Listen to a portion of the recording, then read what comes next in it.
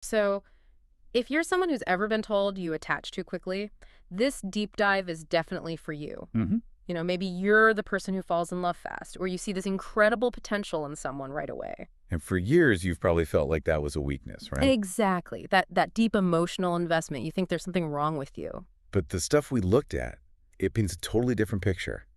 It suggests you don't attach quickly because you're weak. It's because you're capable of caring so deeply. Of loving intensely. You bring this amazing loyalty and light to the table. Absolutely, it's a gift. It is a gift, but it's a gift that can come with a really high price if you don't know how to guard it. And here's the core idea we kept seeing. Not everyone deserves that version of you. That's the truth right there. Not everyone should get immediate access to your softness, your loyalty, or, that really precious emotional world you have inside. So our mission today is to kind of map out the path to stopping that, to stop attaching to people who, well, just don't show up for you. People who only offer inconsistency or just crumbs. Exactly. We're charting the course to what we're calling the detachment era. I love that phrase. It sounds so powerful. It is. It's this space defined by peace, by clarity, and just uncompromising self-protection. And what's so important to get up front is that this isn't about becoming cold. No, not at all. It's not about shutting down your emotions. It's about gaining self-control. So you get to choose, really choose, where you invest all that incredible energy. You learn to choose wisely. Okay, so let's unpack this right from the beginning. Yeah. Because the common idea is that attaching fast is, I don't know, a personality flaw. Or that you just feel too much. Right. But the psychological frameworks we looked at, they challenge that immediately. Yeah. The key insight is that this isn't purely emotional. Your nervous system. It's your nervous system trying to feel safe. And that right there, that's the crucial first step. It explains why this is so hard to just stop doing. How so? Well, if you grew up with any kind of chaos or inconsistency or even just emotional neglect, where you just didn't know if love was going to be there from one day to the next. Exactly. Your body, your actual biology, developed a survival strategy. And that strategy was to cling. So it's not my rational mind making a choice, it's my body having a reaction. Yes. Your system is basically screaming, please don't leave me. I finally feel a flicker of safety. That is, wow. Okay. So for someone with that background, inconsistency doesn't feel like a red flag. It can actually feel familiar or like a challenge you have to fix, which explains why we sometimes chase people who are, clearly destabilizing us. Because that feeling of activation, that intensity gets mistaken for a real connection. You've got it. That urgent, anxious feeling isn't love. It's activation. So what's the difference then? How do you tell activation apart from, a real healthy connection? Real connection feels calm. It's easeful, predictable. Activation feels urgent. It's that pit in your stomach that I have to text them back right now feeling. So the big shift then, the core idea is that your safety can't come from other people. It just can't. It's an impossible thing to ask of someone else. That safety has to come from you. Which means regulating our own nervous system. Directly. And the advice for this is actually really simple, though maybe not easy to do consistently. It's about self-soothing. Things like deep breaths, grounding yourself. Journaling.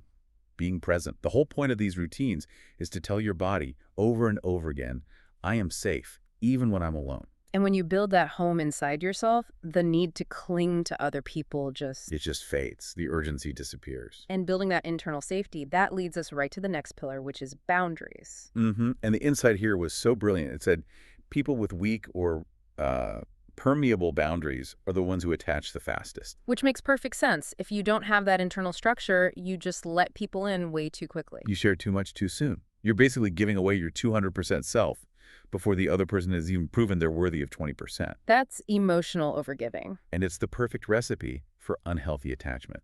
I loved how the sources describe boundaries, not as walls, Yeah. but as protection spells. It just reframes them completely as an act of self-love. It really does.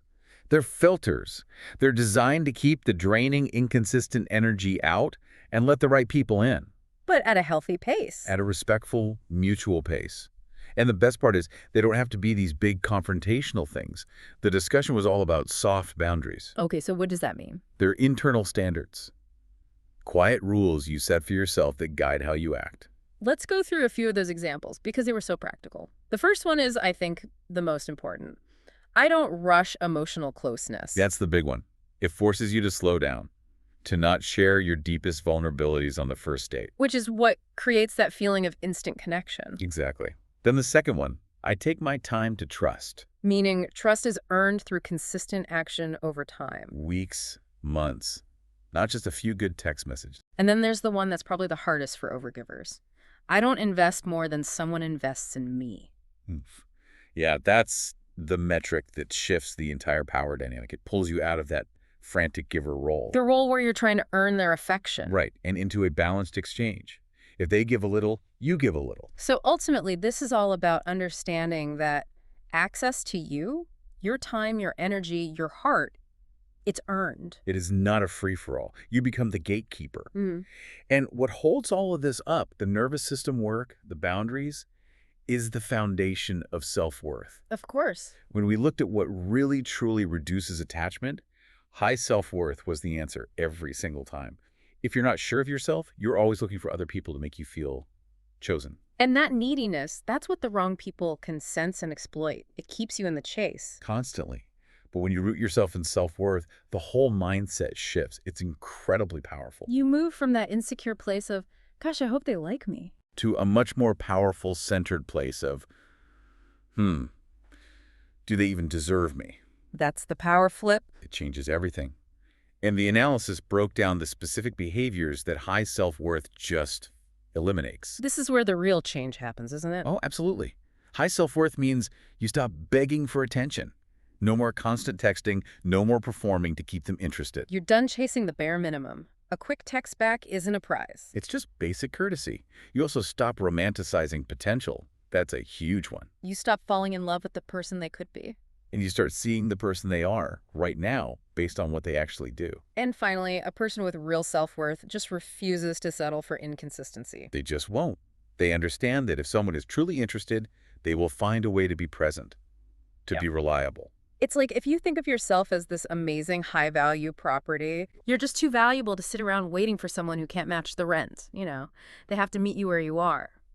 And all of this, the self-worth, the boundaries, it brings us right into the detachment era. Which is so misunderstood. Massively. People hear detachment and they immediately think cold, heartless, emotionally checked out. Right. And that couldn't be further from what the sources describe. They define detachment as balance, as clarity. It's not that you stop feeling. No, it's that you gain control over how your feelings make you behave. You stop letting them compromise your peace. So what are the actual freedoms that come with that kind of healthy detachment? Well, you can love someone deeply without losing yourself completely in them. You can care without clinging for dear life. And, this is crucial, if it has to end, you can let go without your entire world collapsing. Because your safety, your home, is inside you. I think the most powerful part of it is the perspective it gives you. It gives you that bit of distance you need to stop making up stories in your head. Fantasizing about the perfect future with them. If you finally start seeing them for who they actually are, based on what's happening in reality. It's choosing peace over potential. Every single time. You stop trying to force things. Yeah. You just observe people. You let them show you who they are. And that clarity is the most powerful filter you can possibly have. Okay, so this is where it gets really practical. We've talked about the why, the nervous system, and the what boundaries and self-worth. But now we need the how. Exactly. The actual actionable steps to practice healthy detachment. This is the toolkit for anyone trying to break that cycle. And the research we looked at laid out a really clear 7-point action plan. Right, let's walk through them. Number 1 is about the energy check. It's match energy, don't overgive. And this requires some brutal honesty with yourself. It really does. If they're giving you 20% effort, you don't give 200%. Yeah. This is not a game. It's a boundary. You mirror their investment. It moves it from a chase to a mutual exchange. Or it reveals that there's nothing to exchange. So true. Okay, number 2, slow down emotional intimacy. Take your time. Don't tell them your life story on the second date. Vulnerability is what bonds us, yes. But premature vulnerability bonds us to people who haven't earned it. Trust has to be built by actions, not just words. Exactly. Number 3, don't make people your emotional home. This goes right back to what we said at the start. You are your home. Which leads right into number 4. Rebuild your identity outside of relationships. Get back to your hobbies, your goals, your routines. Yes. When your whole life isn't orbiting one person, Attachment just loses its power. You have your own center of gravity. Number 5 is the one that really kills fast attachment. Stop creating storylines in your head. This is the hard discipline of detachment. You have to catch yourself when you're making excuses for them or filling in the blanks with your own You just have fantasies. to look at the patterns, not the potential. If they cancel on you 3 times, that's the pattern.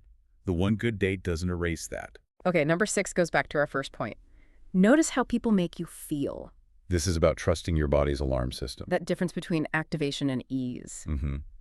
If you feel constantly anxious around them, always waiting for a text, feeling these intense highs and crushing lows, that is not love. The literature is so clear. That's chronic activation. It's instability dressed up as excitement. Whereas a genuine connection should make your nervous system settle. It should let you breathe. Yeah. And that brings us to the last one, number 7. Don't fear walking away. Which is the ultimate test, really. It is. Yeah. If someone is threatening your peace or your self-worth, they are already not good for you. Doesn't matter how much potential you see, choosing your peace over a relationship, that's a final boss of the detachment era. And when you actually start to integrate all of this, the nervous system work, the boundaries, the self-worth, the result is just. It's profound. It is. The sources called it magic. When you stop attaching to the wrong people, you stop abandoning yourself. And you feel it.